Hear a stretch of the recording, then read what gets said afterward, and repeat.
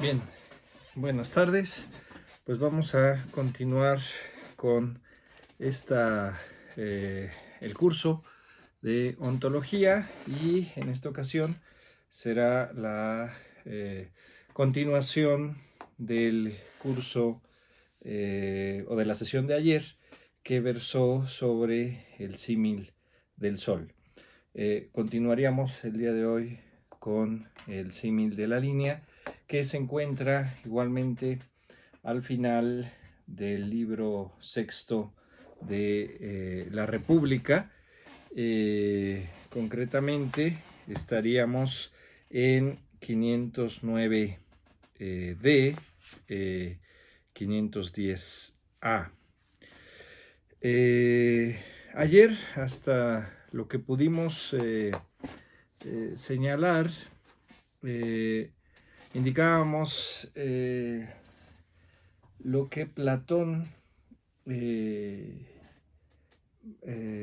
tematiza en términos de esa dimensión ideal, eh, y que de alguna manera concentra la situación ontológica, es decir, la tematización del ser como tal, en su diferencia con el ámbito del devenir y de manera concreta, como lo veremos más adelante, con el tiempo, ¿no?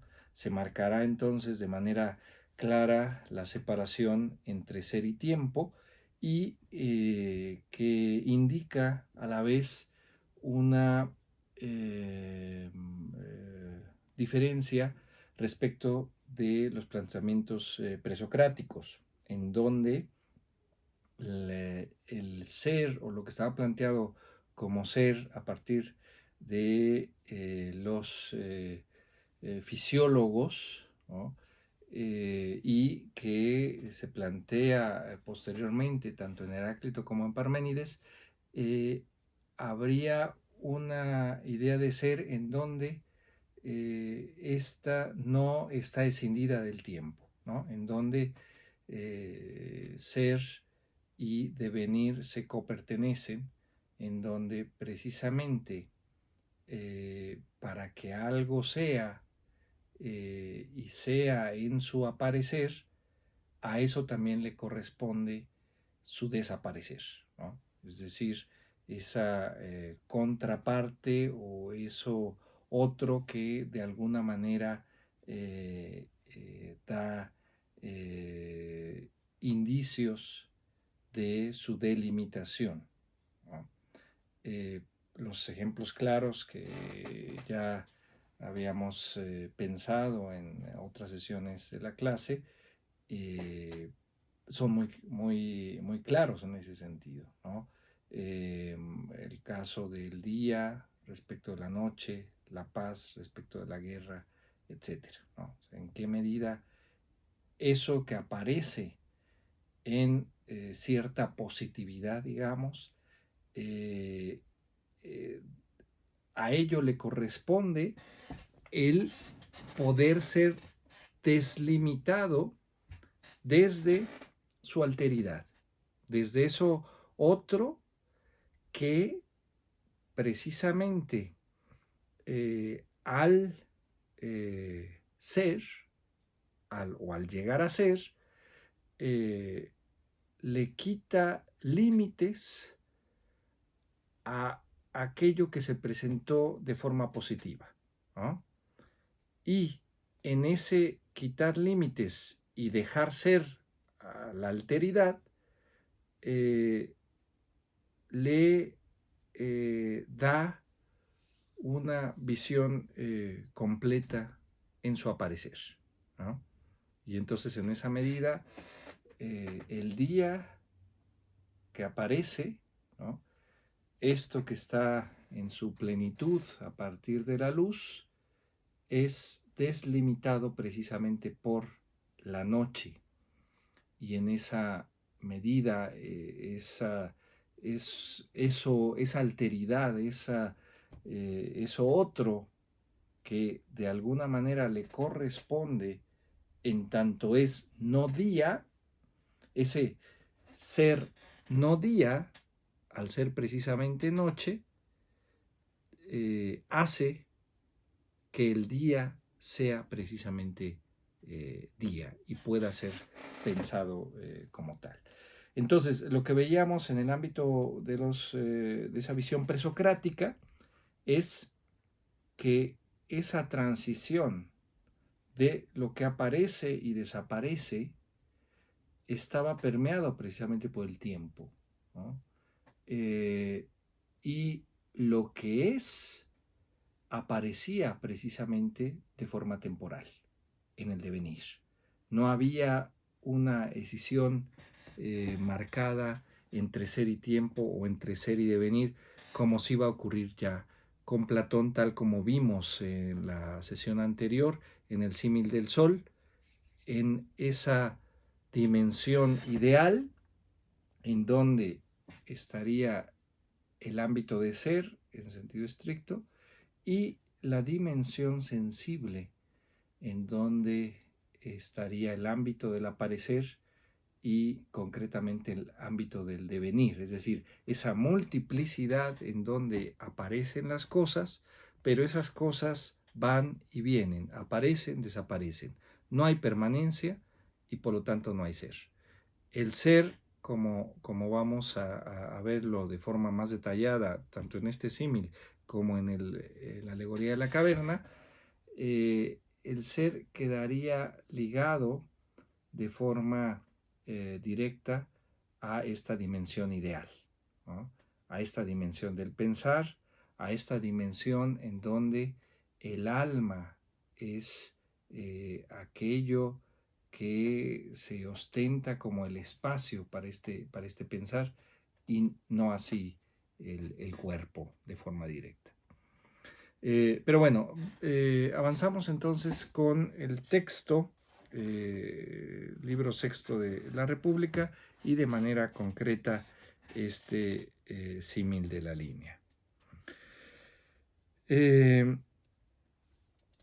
Bueno, entonces dice o escribe Platón: has de pensar, pues, proseguí, que conforme a lo que decimos, son dos los que reinan, uno sobre el género y la región inteligible y el otro, a su vez, sobre la visible. Y no digo que sobre el cielo, para no dar la apariencia de que estoy haciendo juegos de palabras. ¿Tienes ya estas dos especies, lo visible y lo inteligible? Dice Glaucón: tengo. Continúa Sócrates: sobre esta base toma ahora una línea que esté cortada en dos segmentos desiguales, y corta luego, según la misma proporción, cada segmento, el del género visible y el del inteligible. Y tendrás así en el mundo visible, de acuerdo con la relativa claridad y oscuridad de las cosas, una primera sección, la de las imágenes. Por imágenes entiendo ante todo las sombras y después las figuras reflejadas en el agua o en la superficie de los cuerpos compactos, lisos y brillantes y otras representaciones semejantes. Supongo que me entiendes. Dice Glaucón: te entiendo, sí. Represéntate ahora la segunda sección, de la que la otra es imagen, y pon en ella todos los animales que nos rodean, todas las plantas y los objetos de todo género fabricados por el hombre. Lo pongo, dijo. Estarías, luego continué, dispuesto a reconocer que hay una división de lo visible con arreglo a lo verdadero y lo falso, de modo tal que la imagen es al modelo como lo opinable es a lo conocible. Lo estoy, dijo de buen grado. Y ahora mira en qué manera hay que cortar el segmento de lo inteligible. ¿De qué manera? Bueno, vamos a hacer lo que dice Platón en términos de la línea que está indicando. Dice que es una línea desigual, vamos a ponerla de forma horizontal, ¿no? Entonces tendríamos un punto que sería A, otro punto que sería B. Él dice que esta línea es cortada o separada de forma desigual.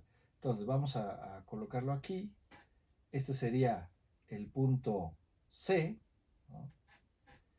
Y luego a su vez habría dos segmentos o un corte precisamente para mostrar esos dos segmentos.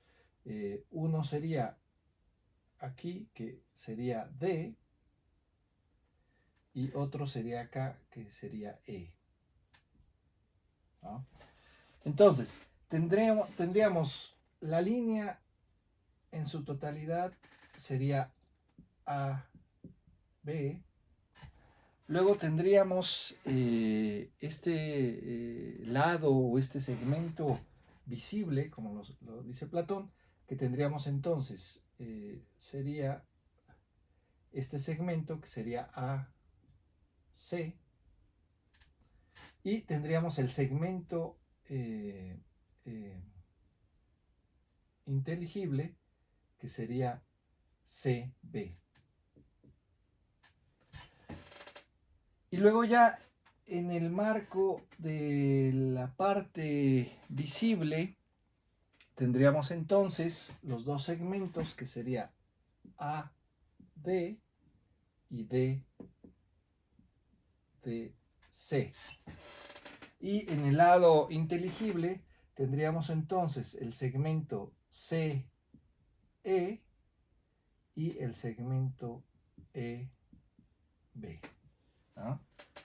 Tendríamos entonces esas cuatro partes que corresponden entonces a estas dos regiones que Platón ha señalado.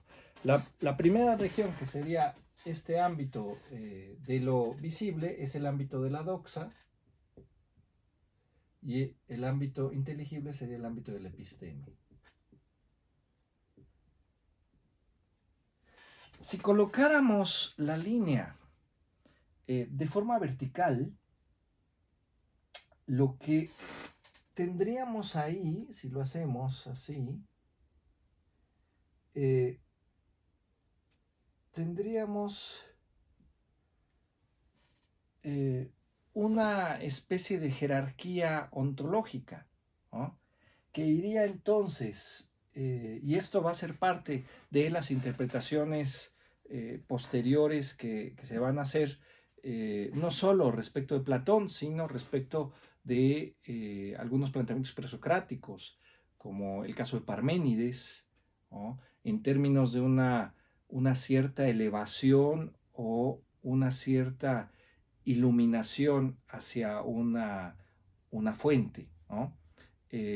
Muchas de las interpretaciones del cristianismo primigenio y del despliegue posterior del cristianismo van en esa dirección, ¿no? En una cierta interpretación en donde estaría el ámbito, digamos, de lo más superficial o lo más bajo, ¿no? Sería precisamente este punto de partida, y lo más elevado, que sería precisamente ese acercamiento a la idea de las ideas, que es precisamente la idea de bien, que es el fin que persigue Platón en todo este marco central de la República, y concretamente estos aspectos con imágenes, ¿no?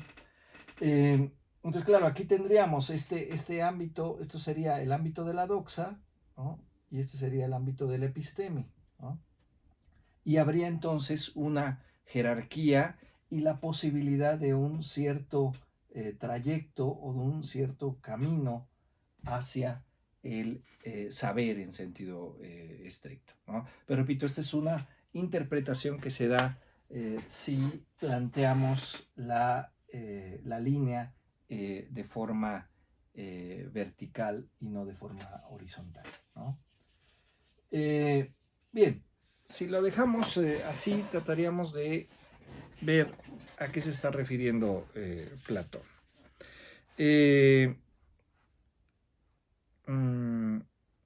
En esta separación dice, tendrás el mundo visible de acuerdo con la relativa claridad y oscuridad de las cosas. Esa claridad y oscuridad tiene que ver entonces con lo que ya habíamos señalado en el símil del sol, y que es precisamente esa posibilidad de mayor luz que se puede tener, ¿no?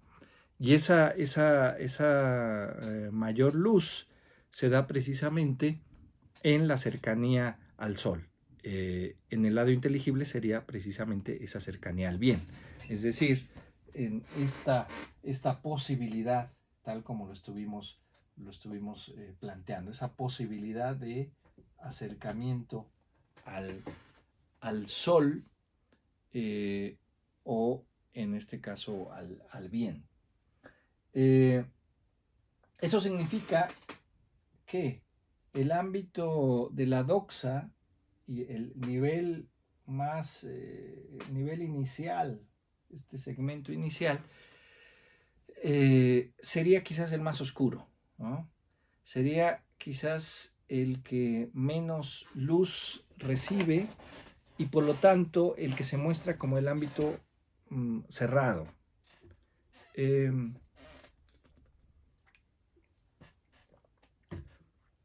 En este punto, Platón indica que lo que encontramos ahí son imágenes, ¿no? Dice, por imágenes entiendo ante todo las sombras y después las figuras reflejadas en el agua o en la superficie de los cuerpos compactos, lisos y brillantes, y otras representaciones semejantes. Esto al final de este símil le va a dar el nombre de eikasía, ¿no? Precisamente porque viene de eikos, imagen. Entonces, ¿qué es lo que tenemos en este ámbito donde hay imágenes, donde hay eikos, ¿no? Lo que tenemos ahí es no solo que sea la copia de algo o el reflejo de otra cosa, sino que indica también un modo inicial en el que vivimos, ¿no? Que es precisamente sin un apego o una referencia específica a eso que aparece, sino más bien a una situación en donde vemos superficialmente. Pudiésemos decir que vemos de reojo, ¿no? Vemos de reojo o vemos de paso, ¿no? Vemos de pasada. Esa es la forma inicial en la que vemos en la cotidianidad, ¿no? No vivimos detectando cada cosa ni deteniéndonos en cada cosa que aparece, sino vemos de pasada, ¿no? Ese es el ámbito en donde hay una creencia en eso que aparece de pasada sin detenernos. Es decir, hay un cierto criterio de verdad en donde se toman las cosas por verdaderas, esas cosas que aparecen en esta vida cotidiana. Ese es este ámbito que Platón inicialmente llama eikasía, ¿no? Es decir, es el ámbito en donde lo que aparece, ¿no? Aparece de forma superficial, ¿no?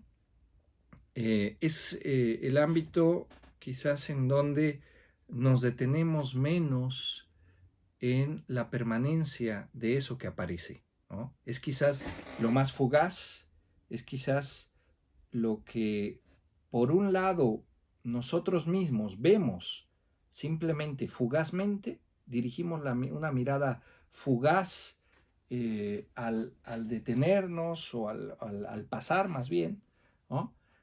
Por ejemplo, al ver estos libros, ¿no?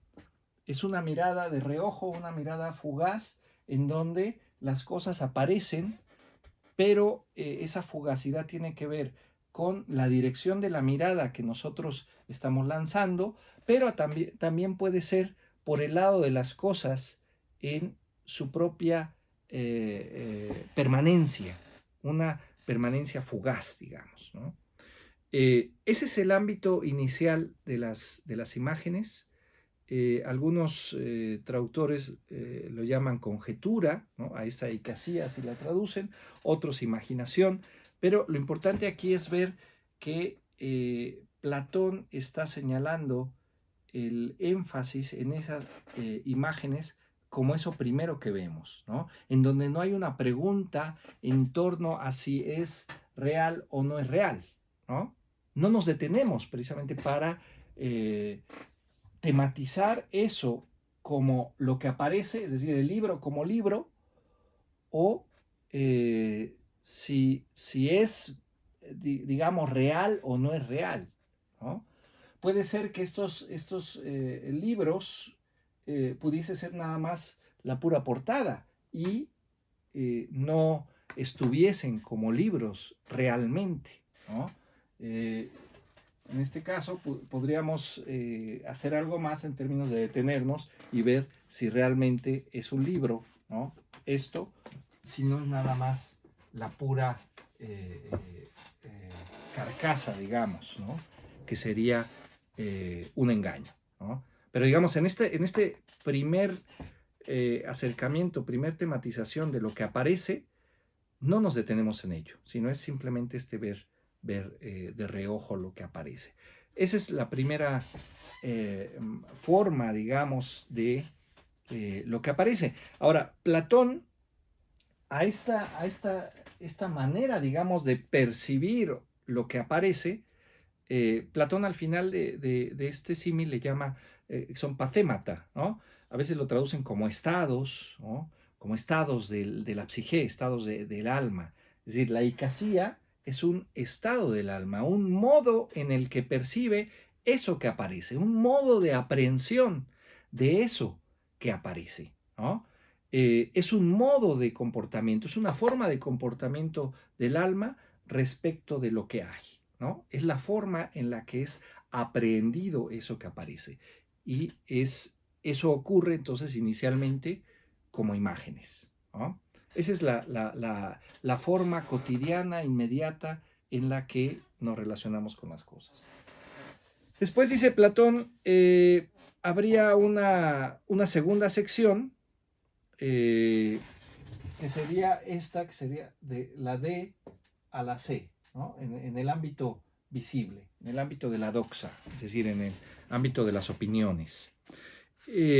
Y ahí dice Platón, represéntate ahora la segunda sección de que la otra es imagen y pon en ella todos los animales que nos rodean, todas las plantas y los objetos de todo género fabricados por el hombre, ¿no? Estos le llama al final del símil pistis, ¿no? Que sería generalmente lo traducen como creencia, ¿no?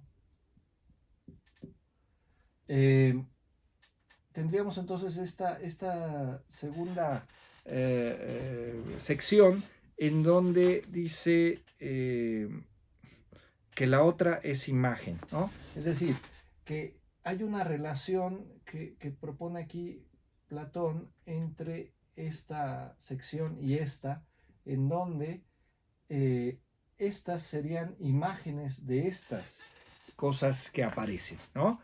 Y ahí tendríamos entonces otra pathemata, es decir, otra manera en la que el alma es afectada, otro pathos, digamos, que el alma es afectada por lo que aparece. Sería entonces otra forma de aprehensión. ya no esta forma inmediata, fugaz, en donde serían meras imágenes, sino ya sería una forma en donde las cosas aparecen como tales, ¿no? Ya sería entonces esto en donde sí nos aparece algo, ¿no? Como tal, como libro, como esta lámpara, como taza, etcétera, ¿no? Sería este aparecer, ¿no?, de las cosas en una multiplicidad, ¿no? Es decir, este libro como libro, este otro libro, etcétera, ¿no? Ayer comentábamos esa posibilidad de la percepción sensible, en donde yo veo algo y puede ser aprehendido como algo respecto de una unidad, o puede ser diferenciado de otra cosa, ¿no? Ese libro puede ser diferenciado de esta taza, por ejemplo, ¿no? En otros textos, como en el Teteto, Platón señala la intervención que hay de ese ámbito unitario en la propia multiplicidad y lo que posibilita precisamente el conocimiento. Pero digamos, eso ocurre en la cotidianidad sin mayor problema, ¿no? Es decir, hay ámbitos en donde se identifica ese carácter unitario de algo, en donde puedo decir yo reconozco algo como tal sin mayor problema, como es el caso de este libro, ¿no? De un libro que no confundo con la taza, ¿no? O los ejemplos que estábamos señalando ayer de un lápiz y la taza, o el libro, sin mayor confusión. Pero lo importante para Platón y de manera especial para su maestro Sócrates, y ahí es en donde yace la importancia de la filosofía, es que hay ámbitos en donde esa claridad no es vista de esa forma, ¿no? No hay tal claridad, ¿no?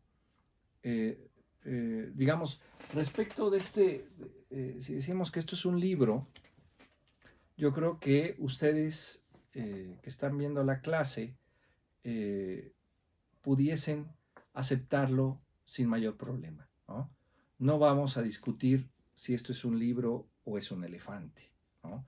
Lo mismo respecto a esta taza en la que tomo café,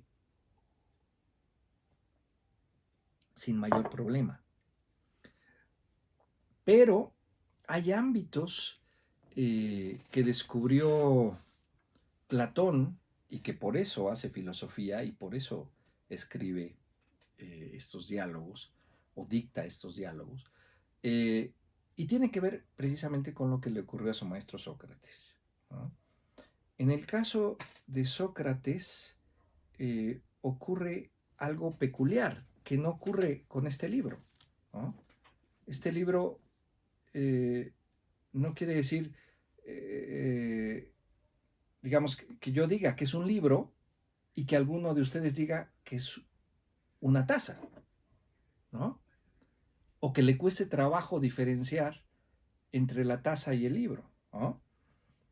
Y podríamos discutir o argumentar por qué este libro es un libro o aparece como libro y por qué esta taza aparece precisamente como taza o qué la hace ser taza y cuál es la diferencia con el libro. Creo que no habría mucho problema, digamos, en términos más sencillos, lo que el libro es coincide con su aparecer como libro, ¿no? Es decir, ser y aparecer coinciden.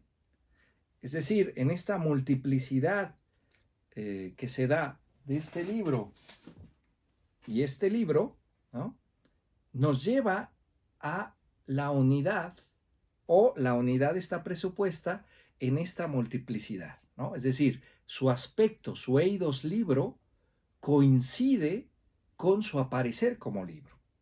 Si no fuera el caso, entonces tendríamos ese problema que estaba yo señalando de confundir el eidos el aspecto del libro, lo que lo hace ser libro, la idea libro, con la idea de la taza y tendríamos problemas.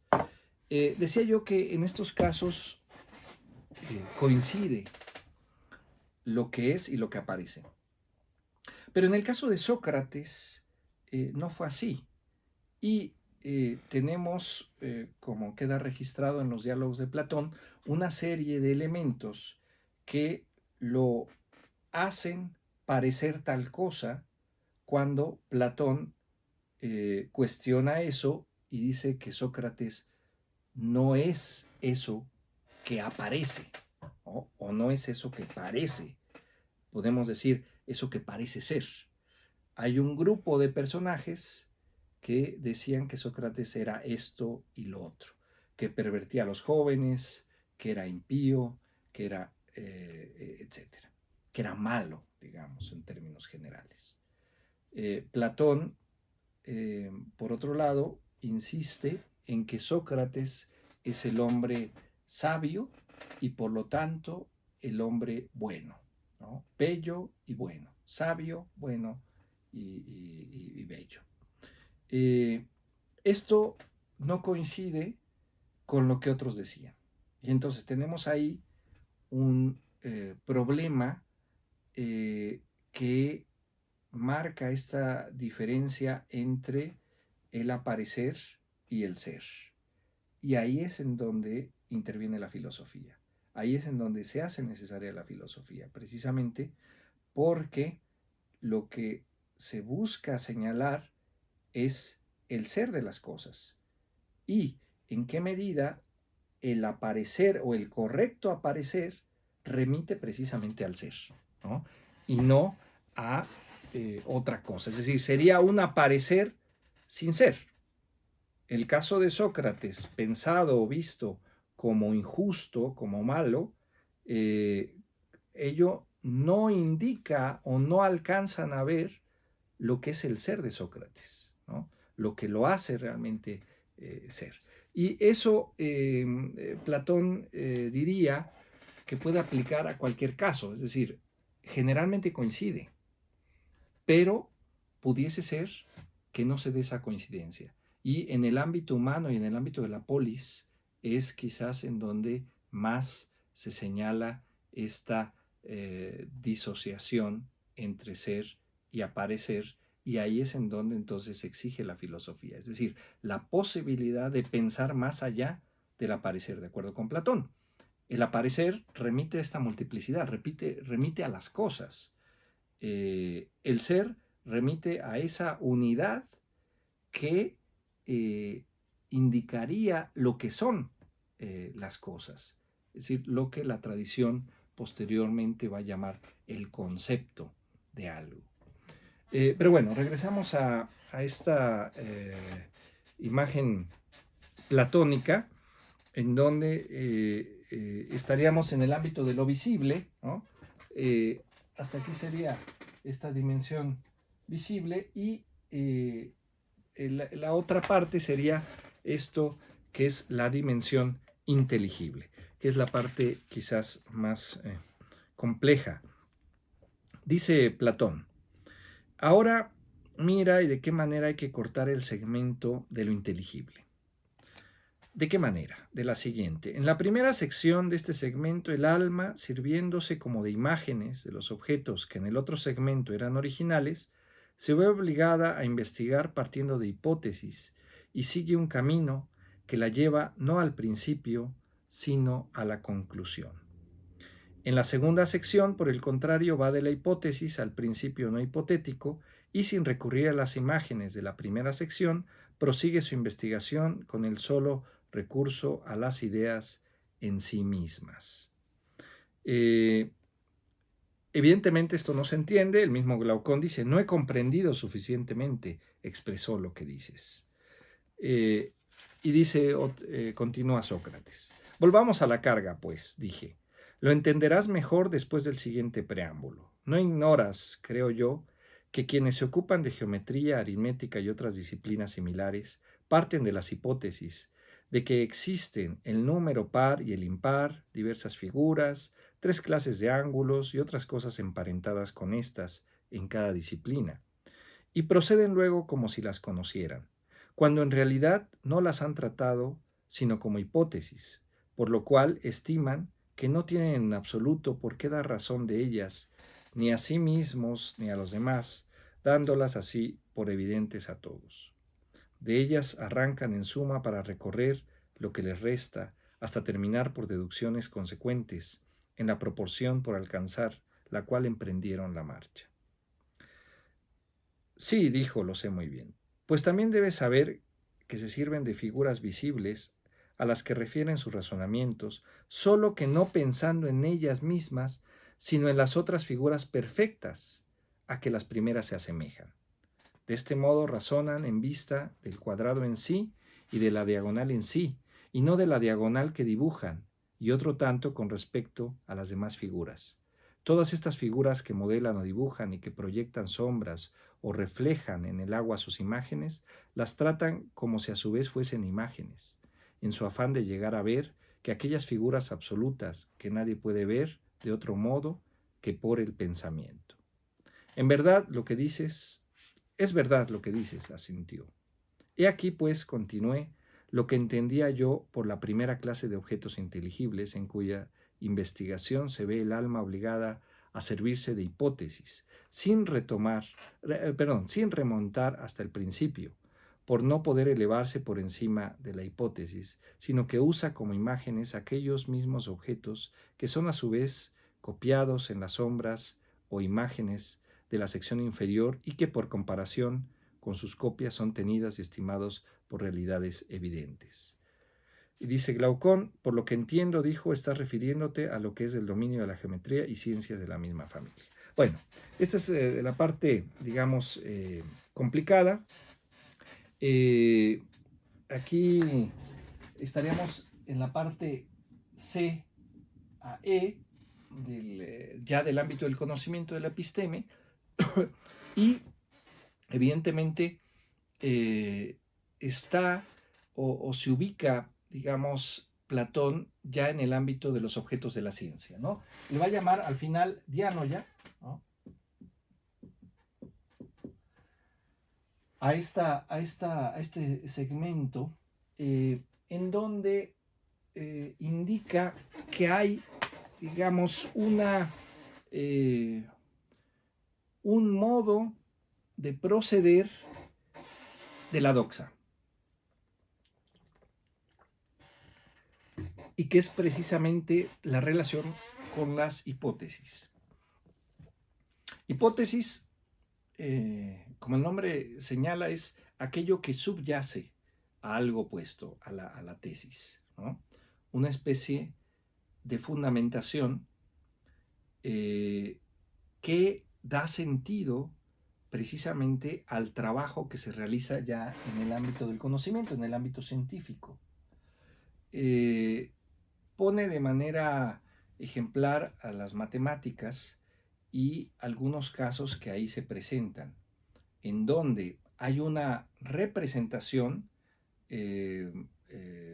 digamos, hay una percepción de algo, de algún signo o algún símbolo, pero lo que se piensa o lo que se deriva en ese ámbito no remite a lo representado, sino al aspecto, es decir, a la cosa misma que es representada. Eso es a lo que se remite cuando habla del triángulo, del cuadrado, etcétera, ¿no? En el ámbito de estos ejemplos matemáticos, en donde lo pensado es el cuadrado, digamos, en sí, el aspecto cuadrado, el eidos cuadrado o el eidos triángulo, y no la representación del cuadrado del triángulo, ¿no? Lo mismo ocurriría con el ámbito de los números, ¿no? Es decir, hay una representación que se está llevando a cabo, ¿no? Unas imágenes, digamos, con las que se está trabajando, pero se está señalando en otra dirección, que sería precisamente en dirección a la hipótesis, ¿no? Es decir, lo que subyace a esa representación con la que se está trabajando. Sin embargo, lo que dice Platón es que esa forma de trabajar, ¿no?, que de alguna manera sienta las bases para lo que va a ser el trabajo científico, por ejemplo, a partir de sus conceptos fundamentales, esos conceptos fundamentales quedan como presupuestos, ¿no? Lo mismo que ese eidos de las matemáticas. Queda entonces como presupuesto y de una u otra manera no es pensado en tanto presupuesto, ¿sí? De manera similar a lo que ocurría con la eicasía en la parte visible, ¿no? Es decir, que vemos de reojo sin detenernos en eso que aparece. Es decir, quedan como meros presupuestos esas cosas que aparecen. Lo mismo ocurriría aquí, es decir, en el caso de la dianoia, aunque se trate de una referencia al ámbito ideal, ¿no?, es decir, a ese eidos que marca un modo de trabajo diferente respecto de la cotidianidad, es decir, en el ámbito de la cotidianidad no tenemos a ese eidos como presupuesto, sino simplemente lo que aparece, la cosa que aparece en esa multiplicidad y en esa no permanencia. Aquí, en el caso de la ciencia, sí hay una referencia a un eidos, en tanto eso que permanece, o a esos conceptos fundamentales que precisamente sientan la base del trabajo científico. Sin embargo, el modo de relacionarnos con eso, el modo de proceder, conserva todavía algo de la doxa, que es precisamente la presuposición, ¿no? Y eso es lo que está cuestionando aquí Platón en ese sentido. Queda algo presupuesto. Y el último nivel, digamos, de este esquema sería el ámbito de la noesis, ¿no? Perdón, el caso de Diano ya es difícil la traducción. Algunos le ponen inteligencia discursiva, ¿no? Otros le ponen entendimiento también. Y en el caso de la noesis, algunos le ponen intelección, ¿no? Ya estamos en el ámbito noético, estamos en el ámbito del pensar, pero esta sería, digamos, el máximo grado en donde, dice Platón, ya no se trata de dejar las hipótesis, esos presupuestos simplemente como tales, sino pensarlos precisamente como un peldaño hacia el arjé, es decir, hacia el origen mismo, hacia el principio mismo. Dice, pues aprende ahora lo que entiendo por los objetos inteligibles de la segunda sección. Son aquellos con que la razón toma contacto por sí misma y por virtud de la dialéctica, tomando las hipótesis no por principios, sino por lo que en efecto son, hipótesis, es decir, peldaños y trampolines que le permitan lanzarse hacia lo no hipotético, hasta el principio de todo. Y una vez que haya tomado contacto con él, irá aprendiendo la razón en su camino inverso de descenso, todas las conclusiones hasta la última que derivan en aquel principio, y ya sin recurrir en absoluto a ningún dato sensible, sino tan solo a las ideas en sí mismas, pasando de una a otra y terminando en ideas. Ese sería entonces este ámbito plenamente ideal, ¿no? Estaríamos ya en el ámbito, aquí se marcaría esta separación, digamos, tajante o más intensa entre lo visible y lo noético, ¿no?, lo inteligible en términos de lo que puede ser pensado. Ahora, dice Platón que aquí estaríamos en el ámbito del logos, ¿no?, en tanto un nombrar, ¿no? Yo nombro libro, taza, pizarrón, ¿no?, etcétera. Estaríamos en el ámbito del legen, ¿no?, en el ámbito del nombrar. Pero aquí estaríamos en el ámbito del dialegen, ¿no? Es decir, de una posibilidad de entrelazamiento o entrecruzamiento ideal, ¿no?, en donde se trabajaría a partir de un cierto movimiento ideal, ¿no? Con las ideas. Y esto sería entonces el ámbito de la dialéctica. El ámbito de la dialéctica, ¿no?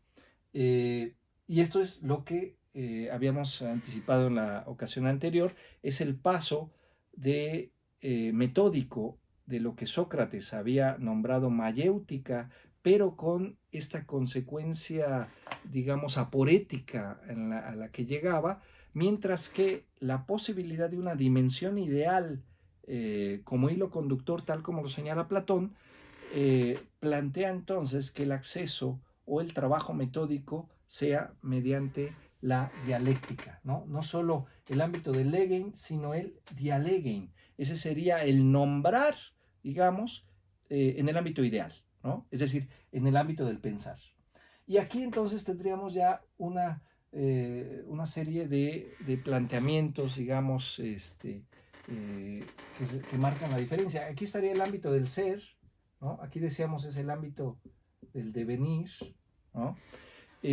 Aquí estaría el ámbito de lo múltiple, aquí el ámbito de la unidad, ¿no? Aquí tendríamos precisamente en tanto devenir estaría el ámbito del tiempo, ¿no? Acá estaría el ámbito precisamente del ser. Tendríamos el ámbito de la permanencia, aquí sería el ámbito del cambio. Es decir, mientras menos tiempo intervenga y mayor permanencia, hay mayor ser, ¿no? Ese es el ámbito precisamente del Dialegestei, del Dialegen, y por lo tanto también esta posibilidad de tematizar lo que es, ¿no? El ser en sentido pleno. Y para ir cerrando esta sesión con lo que indica Platón, dice, te entiendo, dijo, pero no lo bastante y me parece que nos propones un trabajo de largo aliento. Me parece con todo que lo que te propones es dejar definido que la visión del ser y de lo inteligible que se adquiere por la ciencia de la dialéctica es más clara que la que viene de las llamadas ciencias, en las cuales las hipótesis toman el lugar de los principios. Es cierto que aquellos cuyo estudio son las ciencias perciben necesariamente sus objetos por el pensamiento y no por los sentidos, pero como su investigación no los lleva hasta el principio, ya que su punto de partida son las hipótesis, por eso te parece a ti que no tienen la inteligencia de esos objetos, los cuales son, empero, si van acompañados de su principio, inteligibles. Y me parece también que al hábito mental que es propio de los geómetras y demás científicos, lo llamas tú dianoia, inteligencia discursiva, pero no intelección, es decir, noesis. Porque la inteligencia discursiva es algo intermedio entre la opinión, que en este caso es la doxa, y la intelección, que sería el nous, la noesis, ¿no? Eso es lo que, digamos, resume Glaucón, y que efectivamente va a confirmar Sócrates cuando dice, lo has entendido, dije a la perfección, y ahora admíteme también que a aquellas 4 secciones corresponde la existencia en el alma de 4 estados, de esos patémata que señalábamos. A la sección más elevada sería la noesis, la intelección; a la segunda, la inteligencia discursiva, que sería la dianoia; a la tercera sería la creencia, sería pistis; y a la última, aquí traduce la conjetura, que sería la eicasía, o algunos traducen como la imaginación. Y enseguida ordena estos estados en razón de su claridad, teniendo presente que participarán de ella tanto más cuanto más participen de la verdad sus respectivos objetos, ¿no?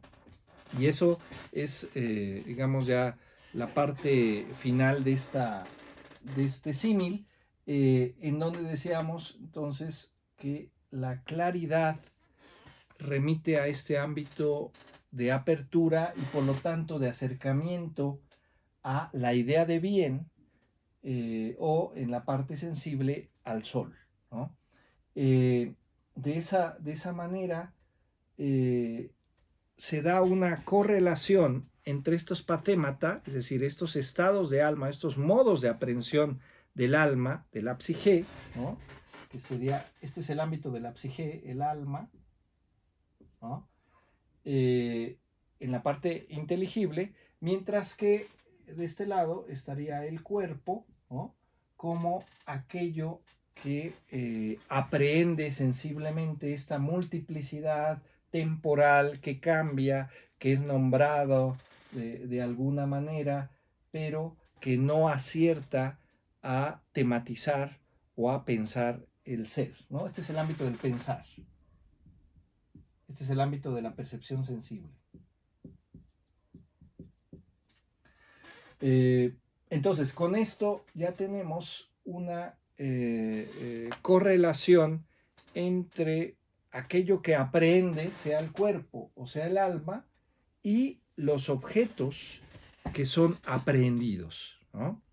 Y por lo tanto, en el caso de la doxa, como el ámbito de las opiniones, fundamentalmente a partir de la percepción sensible, se aprehenden las cosas en su multiplicidad, ¿no? Lo que aparece en ese sentido. Este es el ámbito de la aparición, ¿no? Del aparecer. Este es el ámbito del aparecer. En el ámbito que corresponde al alma y a estas pathemata, digamos, de alguna forma, estaría de forma pura, digamos, o de forma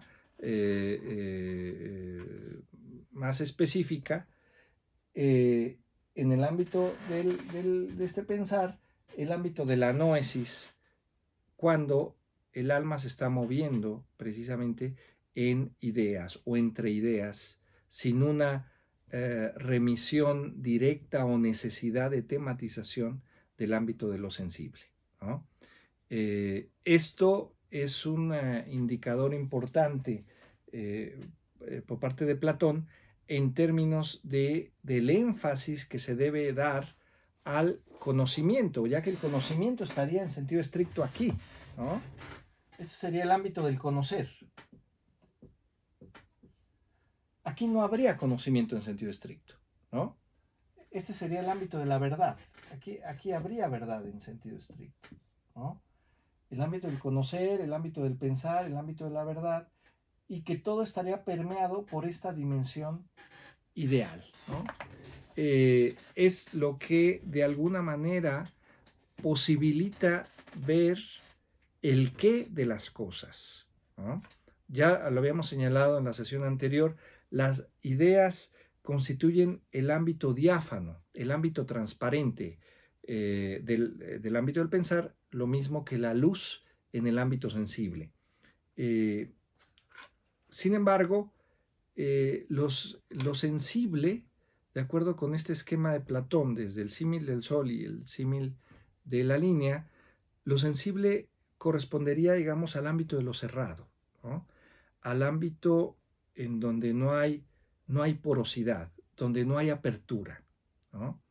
Y por lo tanto, lo que no se puede ver bien. El ámbito ideal, ¿no? Las ideas sería lo más translúcido, lo más diáfano en ese sentido, lo que deja pasar la luz y que permite entonces ver lo que son las cosas, ver el qué de las cosas. Eso es lo que se va a constituir o se va a ir planteando a lo largo de la tradición como la esencia de las cosas, ¿no? Y por lo tanto, la pregunta que hace Sócrates a los sofistas es o puede ser contestada a partir de algo que deje ver esa esencia, que deje responder esa pregunta por el qué de las cosas. Quizás ahora ya no nos sorprendemos ante esa pregunta porque ha formado parte de esta cotidianidad, ¿no? Cuando preguntamos qué es esto, ¿no? ¿O qué es esto? Y respondemos simplemente un libro, una taza, un lápiz, ¿no? Pero quizás, como decíamos hace un momento, el asunto se complica cuando preguntamos qué es la justicia o qué es la belleza, ¿no? O qué es la bondad, qué es lo bueno, que es la pregunta máxima que estaría planteando Platón en ese sentido, ¿no? La pregunta por el bien, ¿qué es el bien? Eh, pero, claro, el asunto es esta pregunta por el qué nos está dando la dirección. Eso es lo que Sócrates de alguna manera buscaba señalar a los sofistas y que no le entendían, ¿no? Cuando él preguntaba qué es la belleza y le respondían con ejemplos, ¿no? La belleza es un cántaro bien hecho, bien formado, etc., ¿no? Esos son ejemplos, se responde con la multiplicidad, ¿no? Si uno pregunta qué es un libro y yo respondo simplemente esto, ¿no? O esto, sin, perdón, sin saber realmente lo que es un libro, ¿no? Lo que yo puedo decir o responder ante la pregunta por el qué de esto, qué es lo que hace que el libro sea libro y que a partir de ahí me marca la identidad con otra cosa que aparezca como esto, o su diferencia también con otra cosa que aparece. Pero en ese aparecer, el aspecto que lo determina es diferente y lo hace ser otra cosa.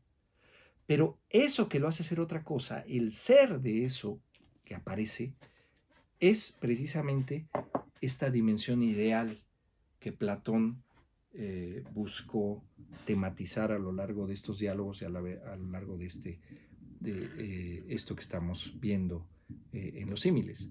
Es decir, que el eidos, la idea, es aquello que permite ver el qué de algo, ¿no?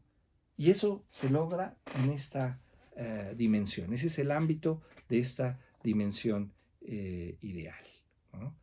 Y de esa forma entonces Platón marca aspectos centrales que determinarán la filosofía en su conjunto. Bien, pues con esto hemos llevado a cabo una revisión de este símil de la línea y continuaríamos con la última gran imagen, quizás la más conocida, que es precisamente la alegoría de la caverna. Muchas gracias.